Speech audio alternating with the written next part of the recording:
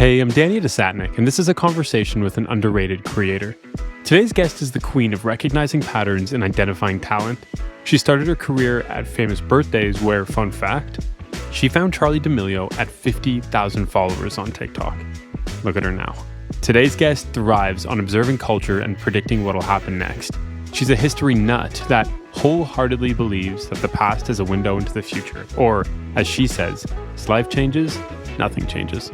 Before we get to the great episode with my guest today, I want to tell you about a creator initiative idea that we've started at #Paid that's actually been going quite well, and it's really exciting. It's for creators. It's called Creator Office Hours, and that's every Friday for an hour. Me and someone else from my team will jump into a Google Hangouts, and any creator can come through with a question or an idea that they want to workshop. And the questions could be about their career. It could be specific to a brand deal. It could be about mental health. No, the idea could be how to further their content or how to change up their content or an idea for an upcoming campaign that they just got contracted for. We want to just keep this open space so more creators can get ideas, more creators can get inspired, and more creators can feel like there's a team or there's people around them that actually do care. But let's get to the good stuff, and we'll get to creator initiatives later. So here's my conversation with Coco Mocoe. So what I love to do is throw the name of the creator that I'm interviewing into like all the platforms, especially Reddit, YouTube, whatever, and see like what comments pop up. And my favorite comment that popped up was a tweet from a random person, and I know you don't have Twitter, and I don't know who this person is, but it goes, "You don't find Coco Mocoe, Coco Mocoe finds you." Oh my God, that's so true. My videos come to you like exactly when they need to find you. What else comes to mind when you hear that random quote from that random Twitter user? You know, it's so funny because I don't think a lot of people know this, but I guess 500,000 people do when they first followed me, but it's so random, and maybe it's part of my prediction thing, but like I was so into tarot and astrology. I still am. I even collect tarot decks. So in the beginning of my videos, I was making just like tarot videos, and this sounds so woo-woo. But it was a huge part of my audience in the beginning. And then all of these teenagers started popping up, and they were doing tarot readings, and they were doing them better than me. And like, they were just so good at it. I'm like, there's no way I can compete. Like it's just diluted now. And so a lot of people in the beginning, when they would find me, would always be like, like it's a good day when Coco Mocoe's on your feed. Or so I think people had like a emotional, spiritual connection to me in the beginning, and now it's not like that. In fact, I've been advised to like obviously not do that because I'm working with brands now and everything. But so I think there's a huge part of my audience that feels like more of an emotional tie to me than anything. Interesting. Well, it's interesting because when I think of longevity, it's a consistent practice of reinventing yourself.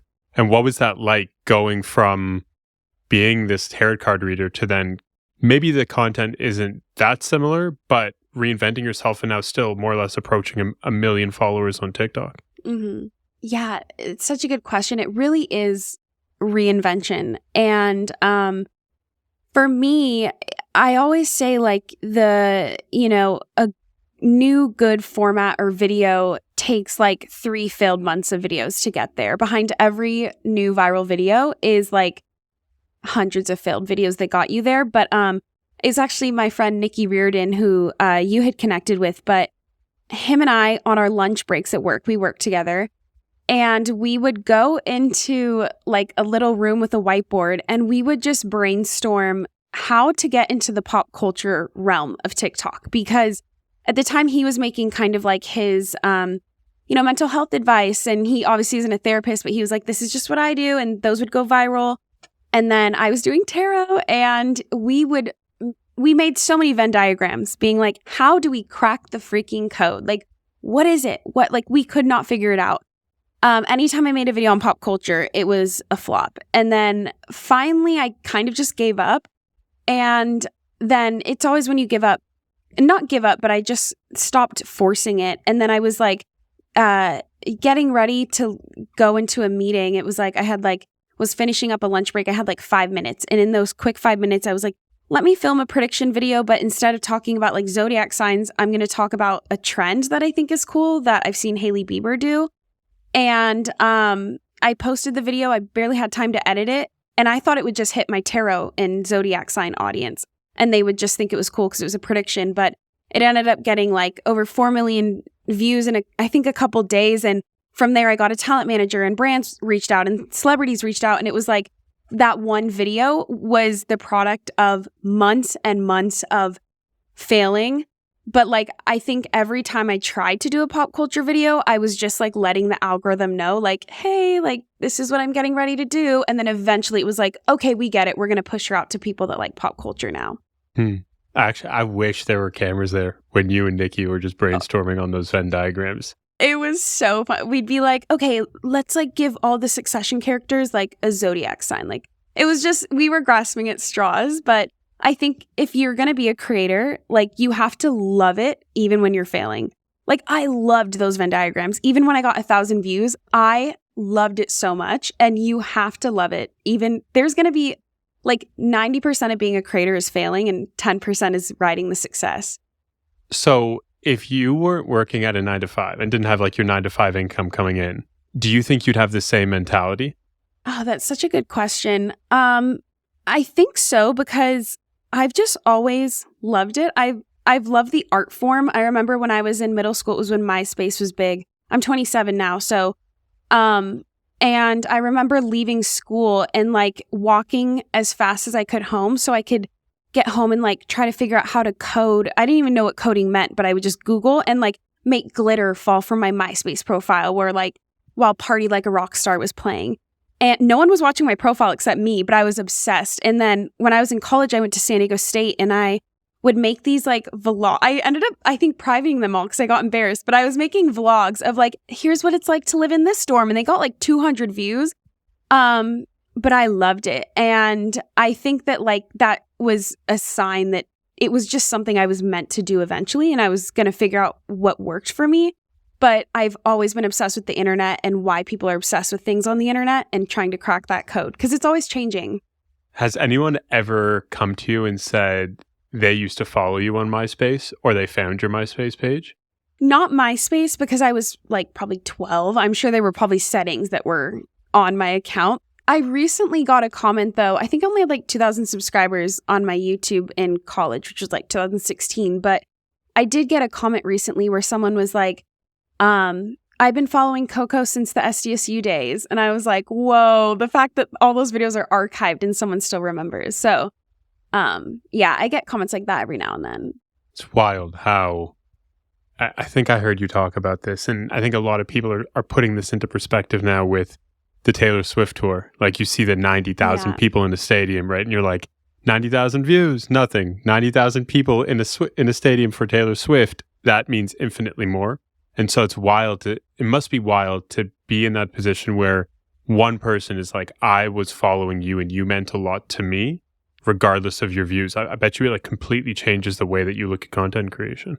Yeah, it does. And I actually try to, and I notice I'm losing like the plot of my videos. And there's so many times where I trail off and I'm not growing and that's fine. But I notice that I lose the plot when I'm thinking about numbers, but I try to approach my videos as like, I'm giving a lecture, and if even just 300 people show up to watch my lecture, like that would be a full room. And if I get 5 comments, like that's 5 people raising their hand to ask a question because they enjoyed my lecture. So I try to approach it that way. And I notice that's when I'm making my best videos is when I imagine it like that. But also I do think to note the numbers thing is like, I do think TikTok has a problem with, people always say I use words like out of context, but it's just what makes sense to me. They go, I love when Coco uses an SAT word out of context, but TikTok doesn't have any object permanence. Like, yes, you can get 5 million views, but those people aren't going to remember they saw the video once they scroll to like 3 videos after. But so like if I asked you like what's the last 5 videos you saw on your For You page, you probably wouldn't remember. But if I asked you like what were the last 5 videos you saw on your For You page, you probably couldn't remember. But if I was like what's the last podcast you listened to, you would know the name, you would know why you listened to it. So yes, numbers are big on TikTok, but people don't remember the videos as much. So I think there's a little bit of a problem there. But yeah. I've heard you say object permanence a lot. Like, what is it about? When did you come across the term object permanence? And like, what is it that I'm not even saying means so much to you, but what is it that like sticks in your head that you think about object permanence so often? Yeah, so it's honestly just, I feel like every now and then I go through phases where I really think about like one concept or idea I have. Right now, I'm obsessed with talking about Gen Alpha. But so object permanence was something I learned about in like AP psychology in high school, where they were telling us how babies at a certain age, like if you hold a blanket up and then you go like, boo, and the reason they giggle so much and like get excited is because their brain doesn't process that just because there's a blanket up and they can't see you, they don't know that you still exist. So when you appear again, they're like, oh, the person exists again. So that was the idea of object permanence. And then I talk about it in terms of social media because I think TikTok is something where everyone can go viral now. It's not that novel. It's not that exciting. I mean, I get excited still, but like if someone comes up to me and they're like, I went viral on TikTok, I'm like, okay, like that's awesome, but so did literally everyone else. So, you know, I think the people that are going to succeed in the long run when TikTok either evolves or doesn't exist anymore are the people that can still remain front of mind to their audience, even when the person hasn't seen them on the For You page in a while. Wow. I like that a lot. And it's something that I've picked up with your content that I say I like a lot because I'm biased and I think about stuff in the same way. Is like you'll take human psychology principles and apply it to a lot of the way that you look at content, look at creators, look at the space. And very similar to the idea of object permanence, you get to the point of just spending time. Like if I spent 2 seconds with you, even if I'm like, wow, you see your hair? That was crazy. And then like I move out to see another 1,000 people that day versus spending an hour with you. There's a greater chance naturally as a human, I'm going to build emotional, like an emotional connection. And that emotional connection will lead to then additional memory recognition and such. And the interesting thing about what you're saying is I remember talking to someone from Amazon Live, maybe around 1.5 years, 2 years ago. And they were saying that they look for creators, or at least this was back then. They were looking for creators. Don't know the exact time, but it was something like creators who can hold attention for 45 or 40-ish minutes. Because if you can do so, I think they said in increments of 5 or 10 minutes, your propensity to purchase and build a true connection goes up infinitely in those increments. And so in a very similar way, when you spend time with someone, long form podcast, newsletter, you're just naturally building that authentic connection that we've built throughout evolution. Totally. And I think too, something that I always advise whenever I'm helping with like a live stream or whatever it might be is I think people get intimidated because they're like, oh my gosh, like 40 minutes, that's a lot. But when someone is consuming long form media, whether it's, you know, Succession on HBO or a TikTok live or a podcast, like at that point, they don't want entertainment. They just want companionship. So oftentimes people will be listening to the podcast while driving or at the gym, or when I put on a show on HBO, I'm also on my phone at the same time. So like, I think people think they have to tap dance and skydive and jump into the splits and sing in order to be interesting for 40 minutes because that's how it works on TikTok. But people, if they are seeking out long form content, you don't really have to be that entertaining. You just have to give them companionship, which is why, like on YouTube, the most viral live streams are those like study with lo-fi girl with lo-fi music. People just want to feel like they're in the room with someone versus they're probably not going to be so fixated. But that also probably lends to like why they would be more likely to buy something from you because you trust a companion more than you trust an entertainer. Like I could be interested in a street performer on the 3rd Street Promenade in Santa Monica doing a backflip. But if they tell me to like go buy something, I might not buy it. But if one of my best friends who I talk to every day tells me to buy something, I'll probably be more likely. So yeah, companionship is sometimes more compelling than entertainment. And I think people get that confused and it freaks them out when they think that they have to entertain someone for more than 15 seconds. Such a good point there. That like 1 minute, 2 minute is that's gold. And I think that's going to get more valuable over the next 3 to 5 years. I think I'll keep pulling out like Gary Vee. I'll keep pulling that clip back every year to be like, see, she told you, see, she told you, see, she told you. Who's a creator right now that's doing companionship versus entertainment really well? That's such a good question.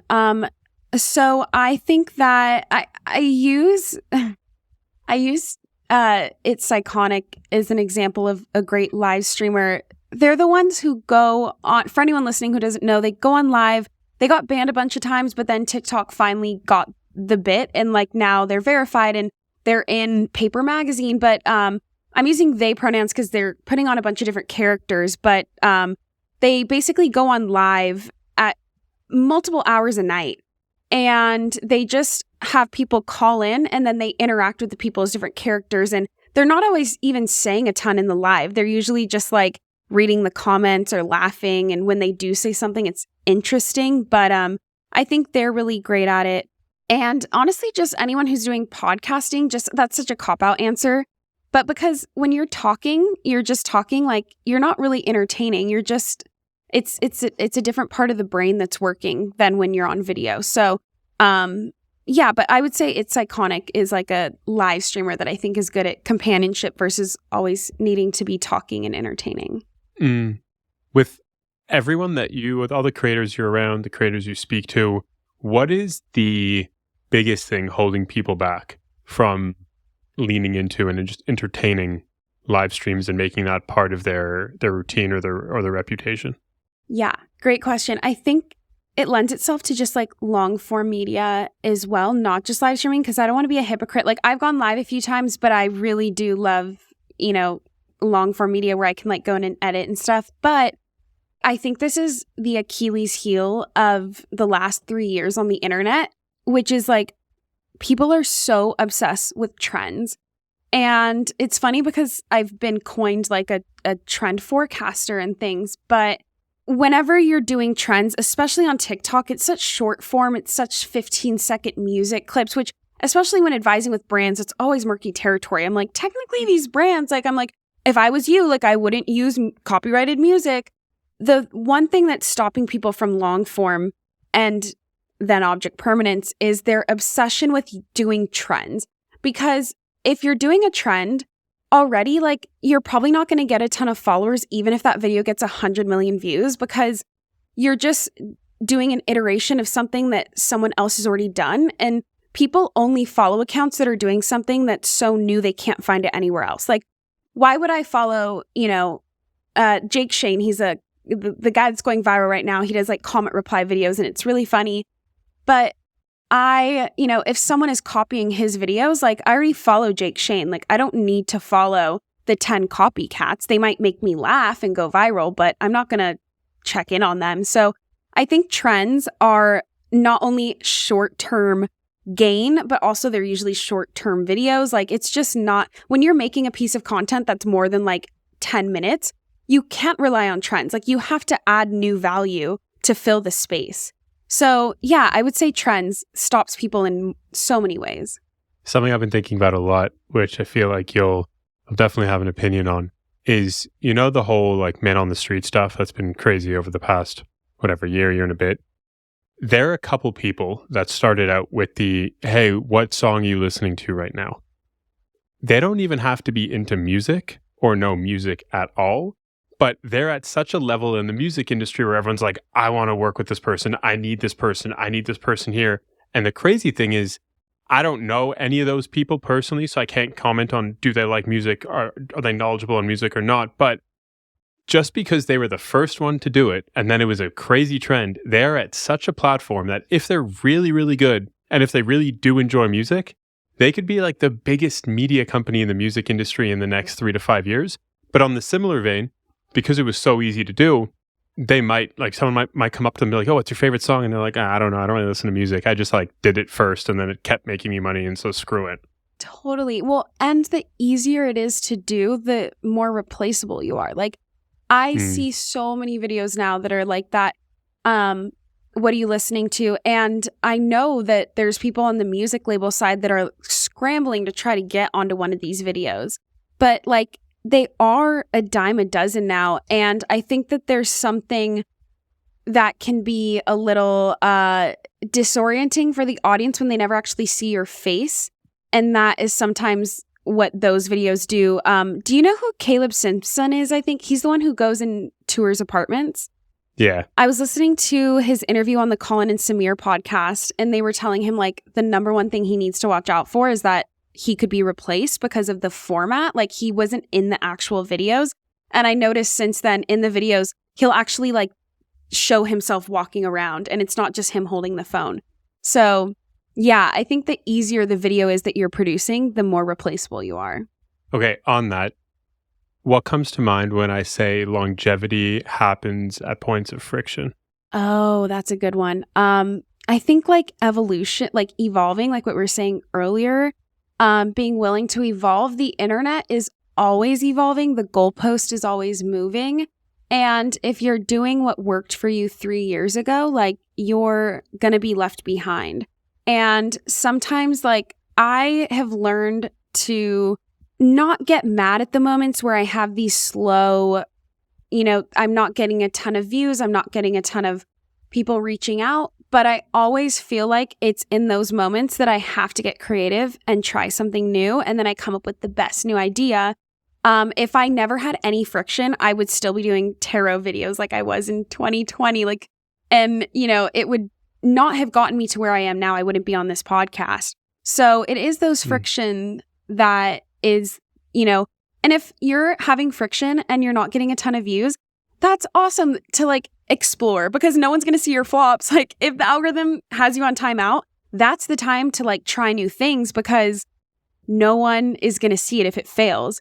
Whereas if you're always getting millions of views, there's probably a lot of pressure there as well. And that's why people don't evolve. Such a good point. Okay, I want to go to, we were speaking about this before, but you talked about how like when you got started in the industry, it was at Famous Birthdays. And one day you came across someone who had 50,000 views and you brought her into the office and that person ends up being Charli D'Amelio, which is insane. Talk to me about what you noticed in Charli at 50,000 followers, or not views, I think I said views before, 50,000 followers that tipped you off or indicated to you that something's here.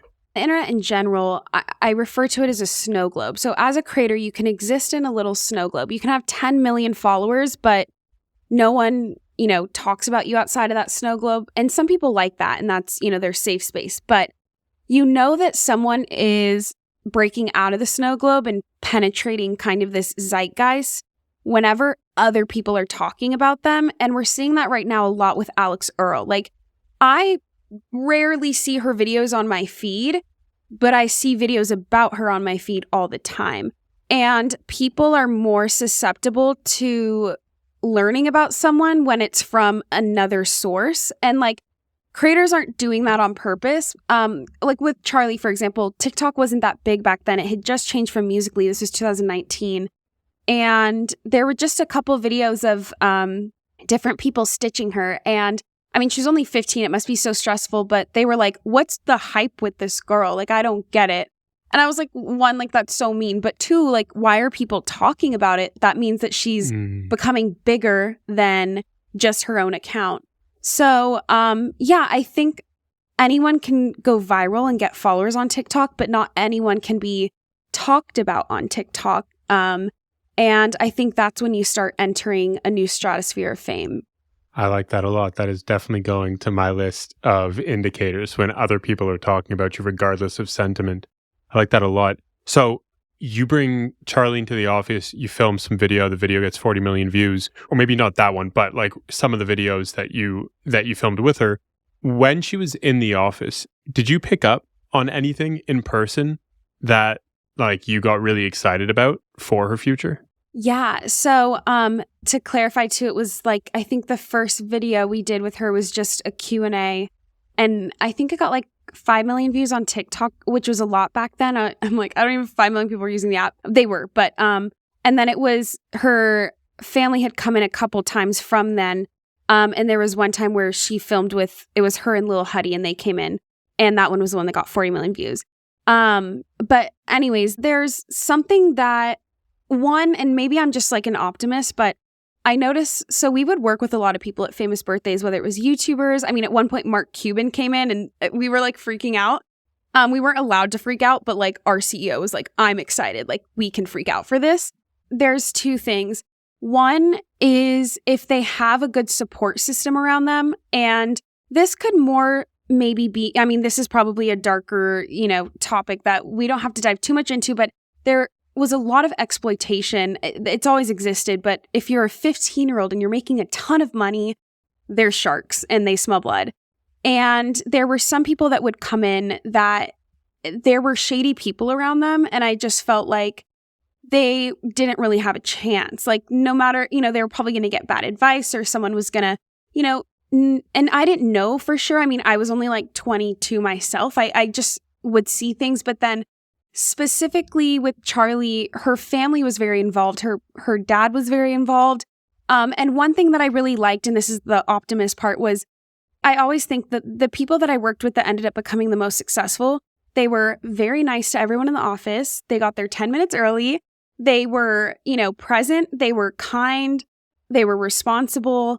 And I think part of that is that part of their success too is like people just want to keep working with them.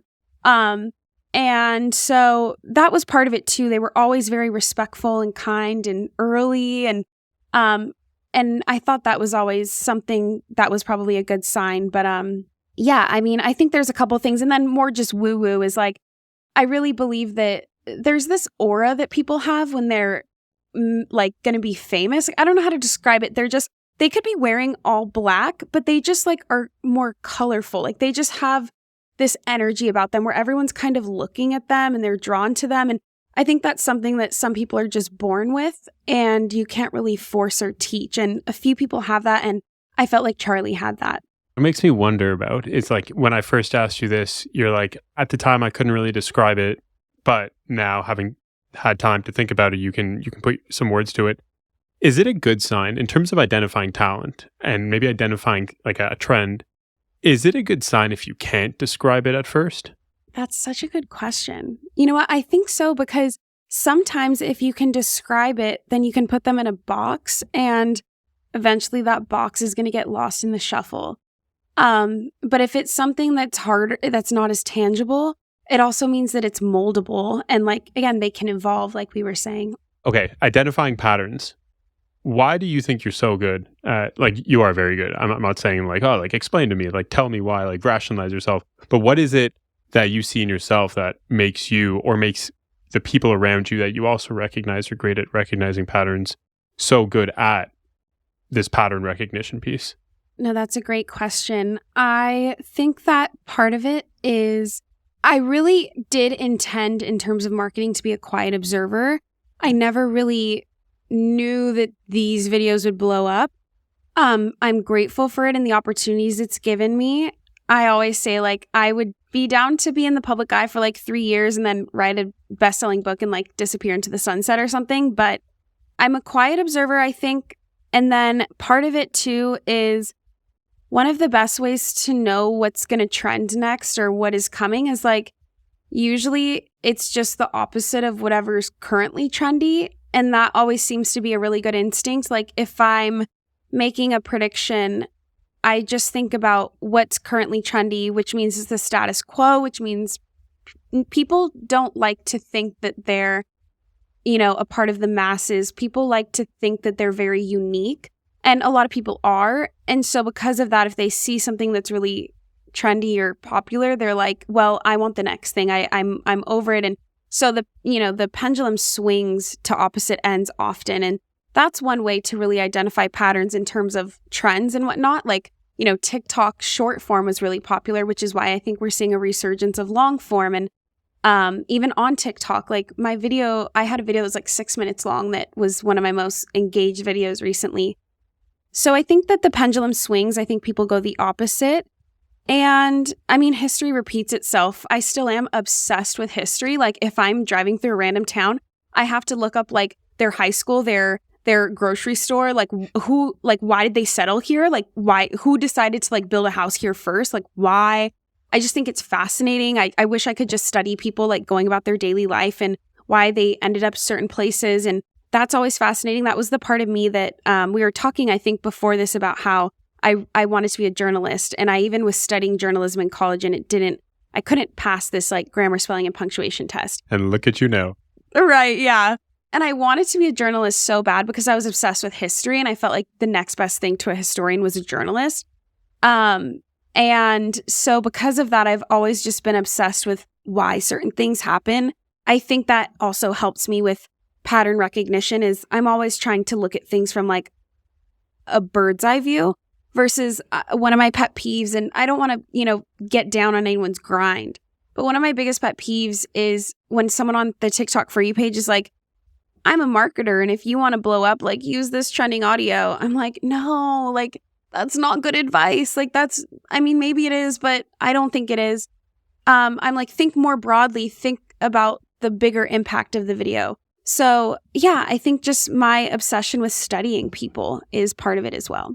This is probably like the first conversation I could probably run like a 5-hour podcast with. Like, I never understand when people are able to record like 6-hour pods and you're like, that seems to be a glitch. But I geek out over this stuff as well. Tell me this. Who is someone that you look to or that is around you that you see as like a better pattern recognizer? That's not even a term, but I'm going to coin it right now, than yourself or someone you look up to. That's such a good question. I think that some of the people that I've worked with at my job, and I always say the best social strategists are the people that have 200 followers on Instagram and it's a private account and they haven't posted since like 2017. The reason that they're the most brilliant people that I've worked with is because they're observing. They're not making it about them. They're just watching people. And so on a personal level, it's been those people, the ones that are MIA on the internet. You can't find them. And then in terms of like more public figures, there's two. I would say, funny enough, actually, I know some people kind of go back and forth with him. I actually like Gary Vee. When I was in college and I realized journalism was not going to work out, I was binging his podcast and I was like, okay, maybe I'll do marketing because he does marketing and it's similar to journalism kind of. And so I really loved his advice in a lot of ways. I think that he understands culture and where it's headed as well. And then also, oddly enough, one celebrity is just like Paris Hilton. Like, her track record is insane. Like, she hosted like a Roblox concert like a year or two ago. I'm like, what celebrity would think to do that? Like, she is always like 3 or 5 years ahead of everyone. And I don't think she gets a lot of credit for it. Like, she was one of the first reality shows. She's just, maybe the zodiac person to me is like, it's because she's an Aquarius like me, and Aquarius are always like it like that. Logistical sense is, her batting average is like, you can't compare it to anyone. She's just, if you want to know what's about to happen, look at Paris Hilton and see what she's doing. And that's what's going to be trendy on the internet in the next few years. Wild. I think I heard you say in a previous podcast, I haven't really been tapped into Paris Hilton, nor have I been on that side of the internet. So this came as a surprise. I think you said that Paris Hilton is one of the biggest female DJs in the world. She's the highest paid female DJ in the world, but she's just so famous in so many ways that I think it sometimes like confuses people and they don't know everything about her because there's so much about her, but she's the highest paid female DJ in the world. Yeah. So, okay, talking Paris Hilton, the idea, I'm quite fascinated right now with the idea of celebrity in 2023. Like, I don't really know what the word celebrity means. In a similar way, I don't really know what the word creator means in 2023. They seem quite blurred. It's like this massive gaping hole and it kind of collects a lot. Is celebrity still alive in 2023? Yeah, I think that it is.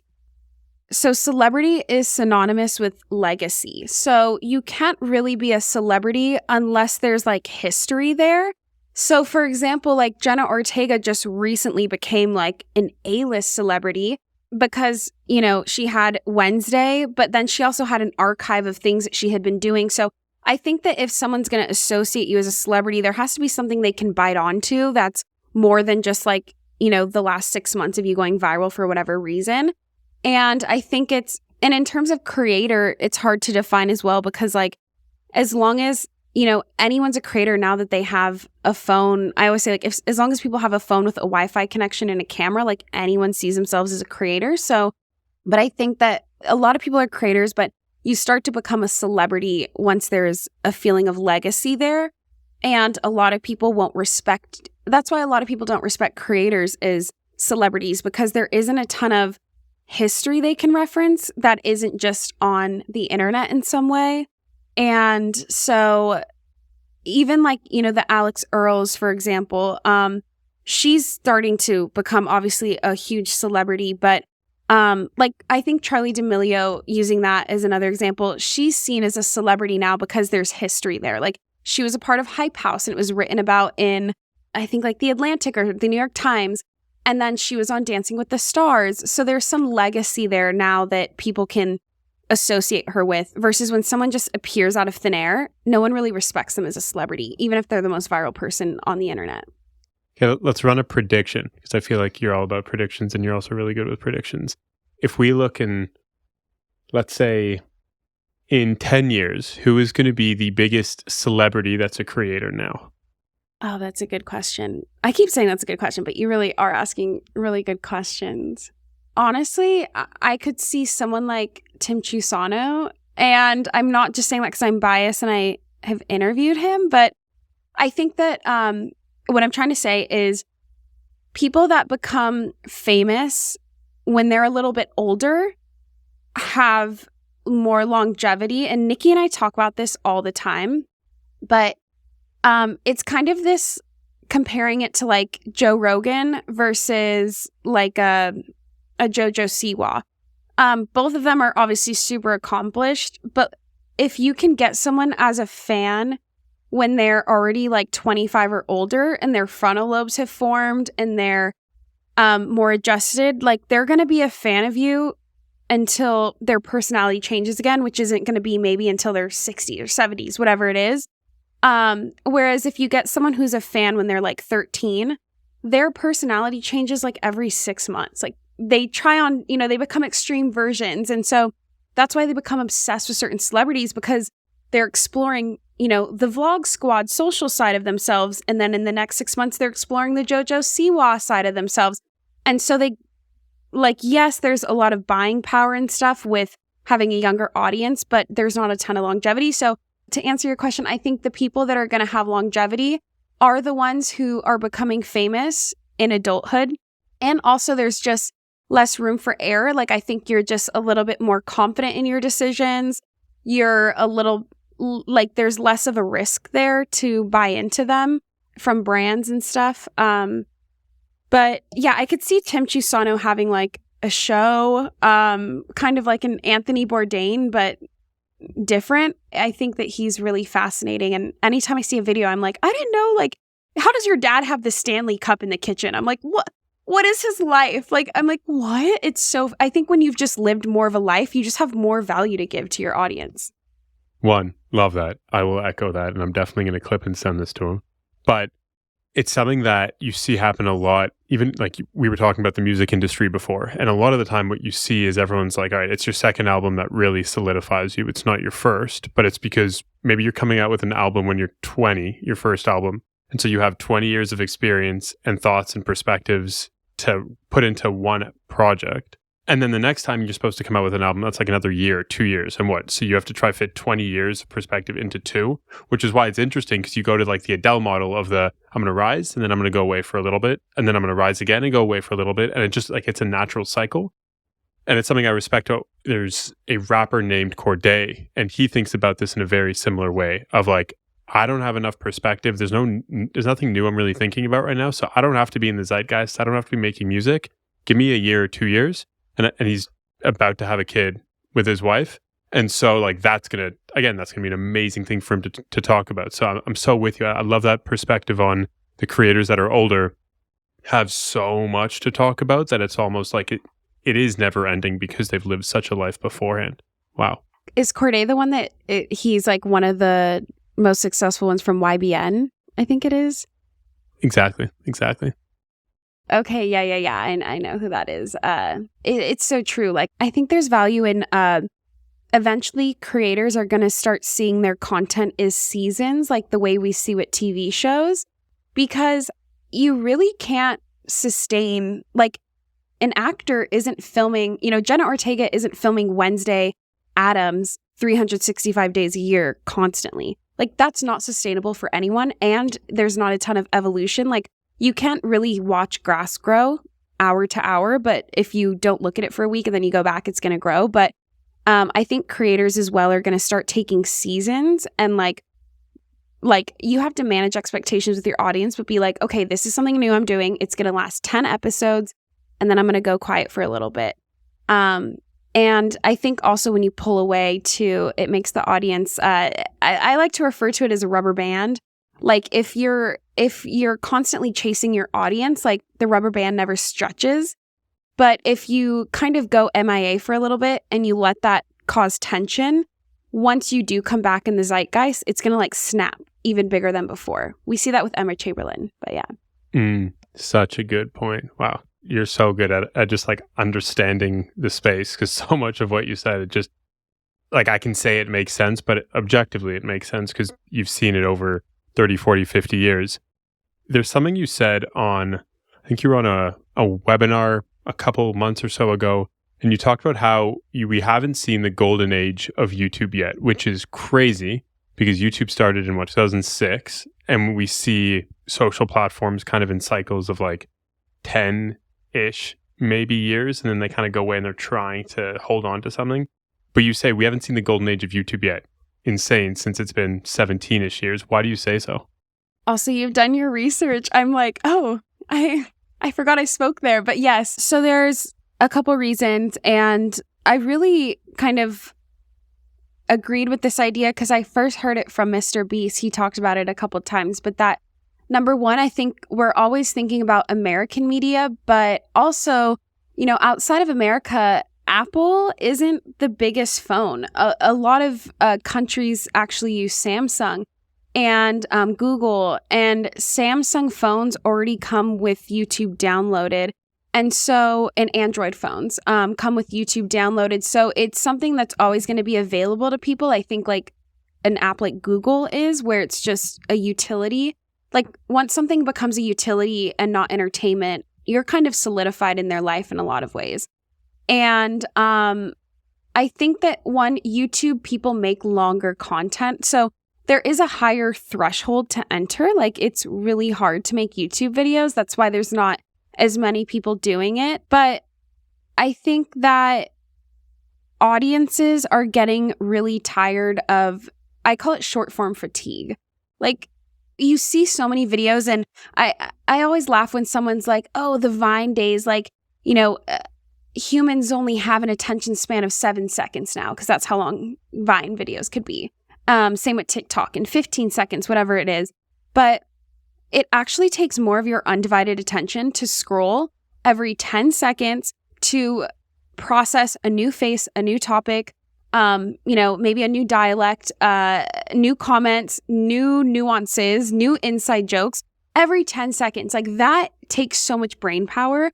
And I think that people are going to get tired of that, and they're going to start going back to seeking longer content.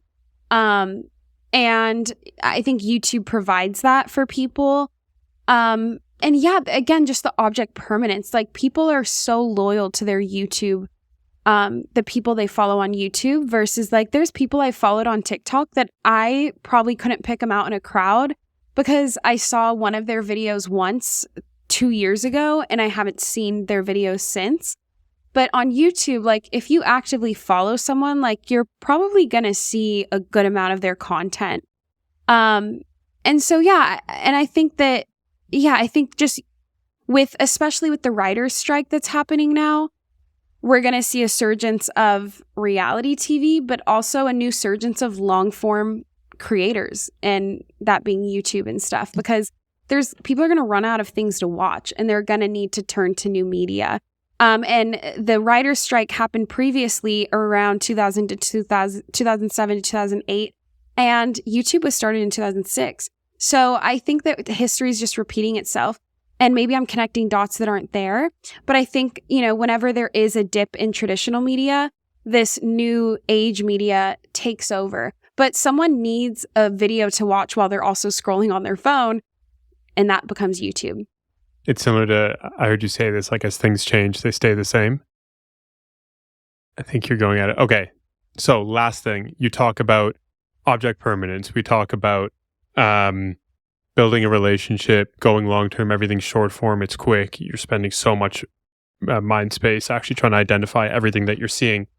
And around 6 months ago, you started your own podcast. And so tell me about what was the decision to start your own podcast, and what have you learned in the 6 months that you've been putting out episodes?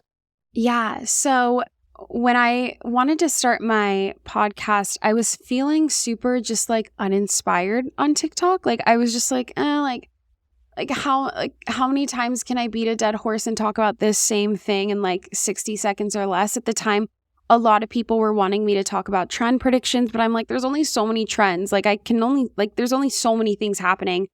And so I ran out of things to talk about in a way, but I felt like if I did a podcast, then there was two things. One, I could just ramble and not have to worry about a time frame really. Like I still have to worry about structure. I could talk to people. Like I noticed that a lot of my followers were other creators or even like celebrities. I haven't gotten any of them on my pod yet. I'm manifesting. But even like Paris Hilton followed me or BB Rexa. And I was like, whoa, like I'm obviously saying something that's interesting to these people.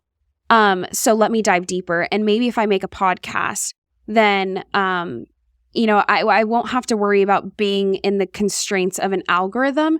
And if I could just find a good amount of people that were willing to listen to me every week, like also at the time, it was really it happens like every 3 months, but when the TikTok ban was really, really, it was like maybe a month or two into my podcast was when everyone was freaking out about the TikTok ban.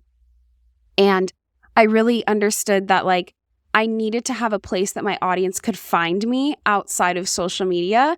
And I refer to that as a home base. Like you have to have a home base for your audience that isn't dependent on if the For You page happens to like you or not that week. Like that's not sustainable.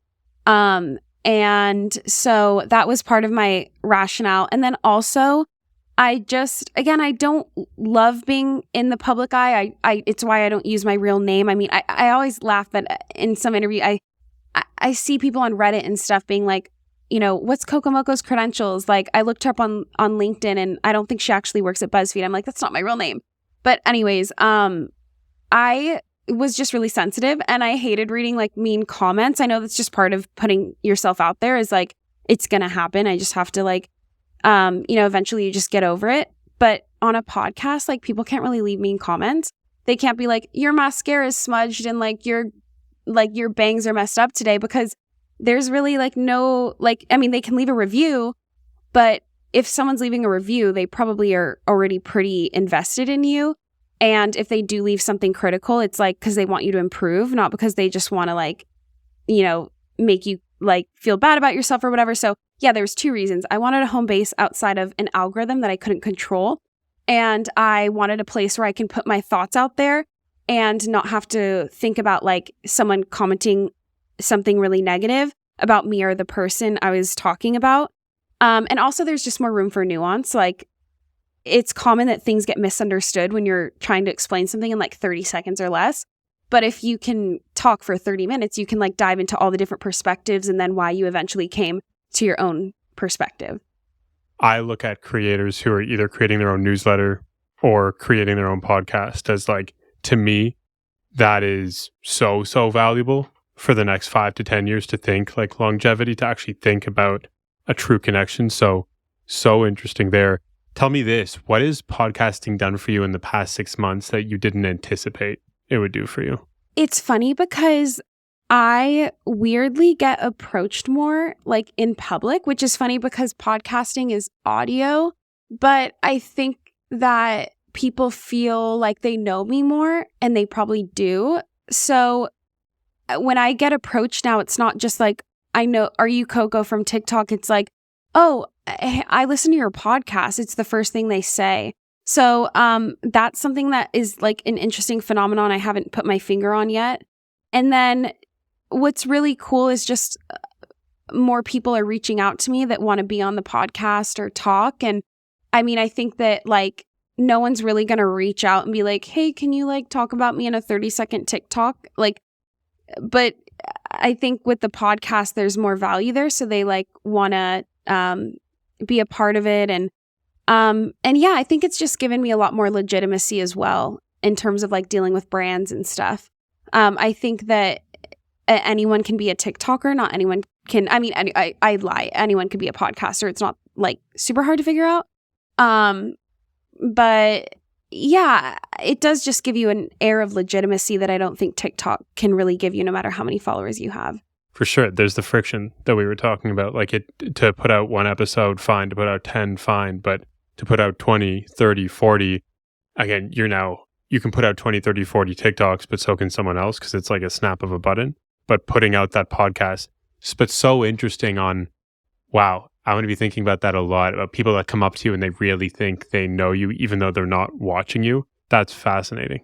Yeah, I think it ties all back into that, like, ultimately, the way the internet's moving is like people want companionship more than they want entertainment. And if you can give them companionship, then they're more loyal to you than the person who just entertained them for 5 seconds.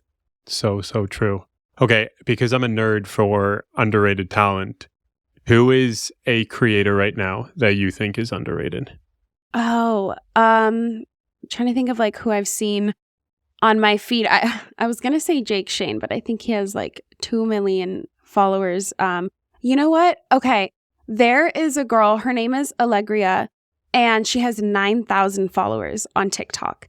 And she does these video essays that, I mean, she only has a few videos, but I had her on my podcast and it was actually one of my most listened to episodes ever. And I even had people like reaching out to me to say how much they love the episode more than any podcast I've ever done. She only has 9,000 followers. And I think she reminds me of me in some ways, but like she looks at things through a lens of like sociology. And she, the video that I found her, she was talking about how the Kardashians are kind of tweaking their show to now replace Succession because they know that Succession is ending and people are craving this new gap in like this drama around a matriarchy or patriarchy and siblings fighting and kind of this dynamic that happens that was fascinating on Succession. And so she made a whole video on that on TikTok that I found her from. And I just think that like her mind works in a way that I haven't really seen. It's refreshing when you find someone who's like not just saying the same thing as everyone else, like, or doing the same dance or trend or like, you know, get ready with me's are cool. I've tried them, I've flopped, but like, I don't need to see that anymore. Like it's done. No one's going to do it as good as Alex Earl, you know, or the YouTubers like Jackie Aina. So she was just really doing something new. And yeah, she only has like 9,000 followers, but I think she's just starting. Okay, I'm going to listen to that interview and I'm going to start following. That sounds super exciting. Well, I will say this. It has been an absolute pleasure. It is so interesting to hear how you think about things and how you take history and apply it to what's happening now and then work the 9 to 5. We didn't even talk about the balancing the 9 to 5 and being a creator, but that's interesting. And then having exposure across various mediums so that like there's a lot of, all I'm hearing is like there's so much perspective that you've built at such a young age in this space, and people have recognized that as like a piece of credibility. And you're only 27, and there's so much life left to live. So, really big fan. Thank you for coming on. Thank you for sharing all your views. I am excited to keep watching and keep following. Yes, thank you. This is awesome. And if you're ever in LA, I'd love to have you on my podcast and record with you because I feel like I want to dissect your brain as well. I'm so down. But yeah, let's dissect each other's brains.